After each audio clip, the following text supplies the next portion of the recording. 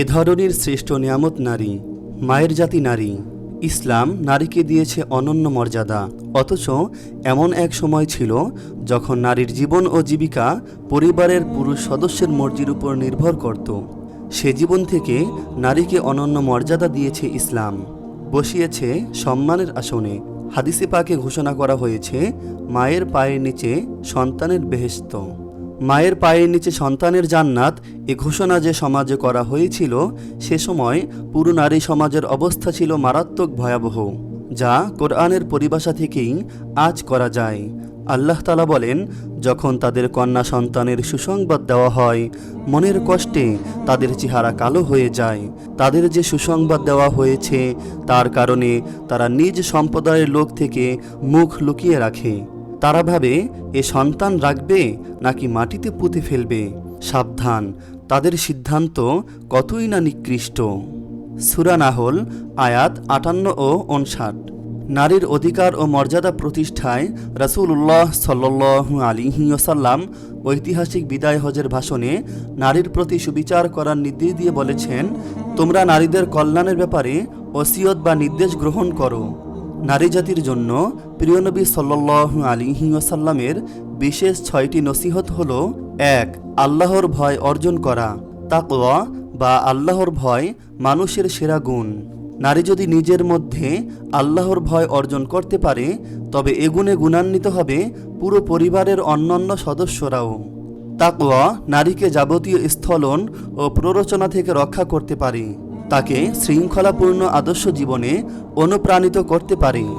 কেননা তাকওয়া বা খোদাবিদির অর্থ হল আল্লাহর ভয়ে যাবতীয় পাপ, অনাচার, অন্যায়, অবিচার ও মন্দ নিন্দনীয় কাজ থেকে নিজেকে বিরত রাখা, আল্লাহর নির্দেশ মেনে চলা।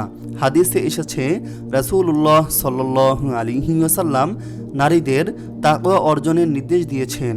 হযরত আয়েশা রাদিয়াল্লাহু তাআলা আনহাকে তিনি বলেন, হে আয়েশা, তোমার জন্য আবশ্যক হলো আল্লাহর ভয় অর্জন করা। ২. সগীরা গুনাহ থেকে বিরত থাকা। নারী জন্মের পর থেকে সময়ের পরিক্রমায় তার পিতা, ভাই, স্বামী ও পুত্রের পক্ষ থেকে যে ভরণ পোষণ লাভ করে থাকেন, তাদের জন্য এসবই হালাল, যদি না নিজে কোনো কাজের মাধ্যমে তা হারামে রূপান্তর করে।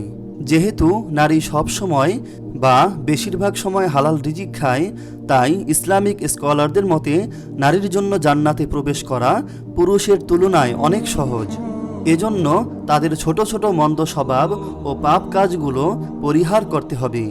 নারী সমাজে অনেক পরচর্চা, পরশ্রী কাতরতা ও হিংসার প্রবণতা দেখা যায়। এছাড়া সময় ও অর্থ অপচয়, টিভি ও সিরিয়ালের মতো অর্থহীন কাজে নারীরাই সবচেয়ে বেশি আসক্ত, যা নারীর দুনিয়া ও আখিরাতকে ক্ষতিগ্রস্তই করে। এসব কর্মকাণ্ড নারীর স্বাভাবিক জীবনযাত্রাকেও ব্যাহত করে। এ কারণেই রাসূলুল্লাহ সাল্লাল্লাহু আলাইহি ওয়াসাল্লামের নির্দেশনা ও উপদেশ হল নারীদের ছোট ছোট গুনাহগুলো পরিহার করা। হযরত আয়েশা রাদিয়াল্লাহু তাআলা আনহা বলেন, রাসূলুল্লাহ সাল্লাল্লাহু আলাইহি ওয়াসাল্লাম বলেছেন, হে আয়েশা, আমল বিনষ্টকারী বিষয় ছোট গুনাহ থেকে বেঁচে থাকো, কেননা আল্লাহ তা প্রত্যাশা করেন। ৩. যথাসময়ে নামাজ পড়া। ঘরকে মসজিদে রূপান্তর করার অন্যতম হাতিয়ার নারী। কোনো নারী ইচ্ছা করলে যে কোনো ঘরকেই নামাজি পরিবেশে পরিণত করতে পারে, শুধু প্রয়োজন নারীর ইচ্ছা শক্তি। এ কারণেই ইসলাম নারীকে ঘরে যথাসময়ে নামাজ আদায়ে উৎসাহিত করেছে। হাদিসে এসেছে, রাসূলুল্লাহ সাল্লাল্লাহু আলাইহি ওয়াসাল্লাম বলেন, নারী যদি ৫ ওয়াক্ত নামাজ আদায় করে, রমজানের রোজা রাখে, ইজ্জত রক্ষা করে, স্বামীর নির্দেশ মান্য করে, তবে জান্নাতের যে দরজা দিয়ে ইচ্ছা প্রবেশ করতে পারবে। ৪. চলাফেরায় সংযত হওয়া। নারী পুরুষ উভয়কে শালীনভাবে সংযত হয়ে চলাফেরার নির্দেশ দেয় ইসলাম। লজ্জা ঈমানের অঙ্গ, এ ঘোষণা নারী পুরুষ উভয়ের জন্যই সমান। তবে নারীর প্রতি যেহেতু পুরুষের আকর্ষণ অনেক বেশি প্রবল, তাই নারীকে নারীসুলভ সৌন্দর্য প্রদর্শন না করার নির্দেশ দিয়েছে ইসলাম। তাই অশ্লীল পোশাক ও চালচলন পরিহার করা নারীর জন্য আবশ্যক। এ সম্পর্কে রাসূল সাল্লাল্লাহু আলাইহি ওয়াসাল্লামের প্রতি আয়াত নাজিল হয়েছে। আল্লাহ তাআলা বলেন, তোমরা ঘরে অবস্থান করো এবং জাহিলি বর্বর যুগের মতো নিজেদের রূপ সৌন্দর্য প্রদর্শন করো না। সূরা আহজাব আয়াত ৩৩। আল্লাহ তাআলা অন্যত্রে বলেন, মুমিন পুরুষদের বলে দিন তারা যেন তাদের দৃষ্টি অবনত রাখে এবং লজ্জা স্থান হেফাজত করে, এটাই তাদের জন্য উত্তম। তারা যা করে নিশ্চয়ই আল্লাহ সে বিষয়ে অবগত।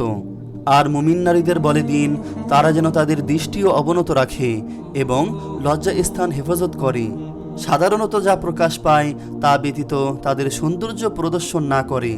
তারা যেন ঘাড় ও বুক মাথার কাপড় দ্বারা ঢেকে রাখে।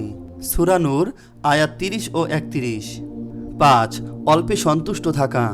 সুখী জীবনের মূলমন্ত্র অল্পে সন্তুষ্ট থাকা। ইসলাম প্রত্যেককেই অল্পে সন্তুষ্ট থাকার শিক্ষা দেয়। প্রিয় নবী সাল্লাল্লাহু আলাইহি ওয়াসাল্লামের শিক্ষাও এমনই। রাসূলুল্লাহ সাল্লাল্লাহু আলাইহি ওয়াসাল্লাম জাগতিক বিষয় নিম্ন স্তরের দিকে, পরকালীন বিষয় উচ্চ স্তরের দিকে তাকিয়ে অনুপ্রাণিত হতে বলেছেন। বর্তমানে এমন অনেক ঘটনাও সংঘটিত হয় যে কোনো নারী সমাজের অন্যদের সঙ্গে তুলনা করে সুখ ও হতাশা প্রকাশ করে। অনেক সময় তাদের অন্যায় চাহিদা পূরণের জন্য স্বামীকে সুদ ঘুষ সহ অন্যায় পথে পাপ কাজে লিপ্ত হতে বাধ্য করায়। নারীর অল্পে সন্তুষ্টির অন্যতম একটি দিক হল সামর্থ্য ও চেষ্টার প্রতি সন্তুষ্টি প্রকাশ করা। মুমিন নারী স্বামীর আন্তরিকতা ও চেষ্টাকে সম্মান করবে, তার প্রতি সন্তোষ প্রকাশ করবে। হাদিসে এসেছে রাসূলুল্লাহ সাল্লাল্লাহু আলাইহি ওয়াসাল্লাম বলেছেন, ওই নারীর প্রতি আল্লাহ তাআলা রহমতের দৃষ্টিতে তাকান না যে নারী স্বামীর কৃতজ্ঞতা আদায় করে না অথচ সে তার প্রতি মুখাপেক্ষী। তাই এসব ক্ষেত্রে নারীকে সহনশীল, অল্পে সন্তুষ্টি ও ধৈর্যশীল হওয়ার পরামর্শ দেয় ইসলাম। এ কারণে ইসলামের সোনালী যুগের নারীরা তাদের স্বামীদের বলতেন, তোমরা হারাম উপার্জন থেকে বেঁচে থাকো, কেননা আমরা ক্ষুধার যন্ত্রণা সহ্য করতে পারবো কিন্তু জাহান্নামের আগুন সহ্য করতে পারবো না। 6. স্বামীর সুখ দুঃখের অংশীদার হওয়া। ইসলাম স্বামী স্ত্রীকে পরস্পরের পোশাক তুল্য বলেছে, যেন তারা পরস্পরের সুখ দুঃখের অংশীদার হয়। স্বামীর সংকটে স্ত্রী, স্ত্রীর সংকটে স্বামী পাশে থাকবে, এটাই ইসলামের নির্দেশনা। এর অনন্য দৃষ্টান্ত প্রিয় নবী সাল্লাল্লাহু আলাইহি ওয়াসাল্লাম এবং আম্মাজান খাদিজাতুল কুবরা রাদিয়াল্লাহু তাআলা আনহা। আম্মাজান হযরত খাদিজাতুল কুবরা রাদিয়াল্লাহু তাআলা আনহা স্বামীর সুখে দুঃখে সক্রিয় অংশগ্রহণের কারণেই তার মৃত্যুর পরও রাসূলুল্লাহ সাল্লাল্লাহু আলাইহি ওয়াসাল্লাম কৃতজ্ঞতা চিত্তে তার কথা বেশি বেশি স্মরণ করতেন।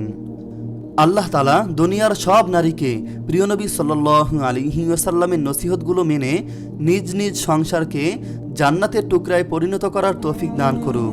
কোরআন সুন্নাহ ঘোষিত নসিহতগুলো নিজেদের জীবনে বাস্তবায়ন করার তৌফিক দান করুক, আমিন।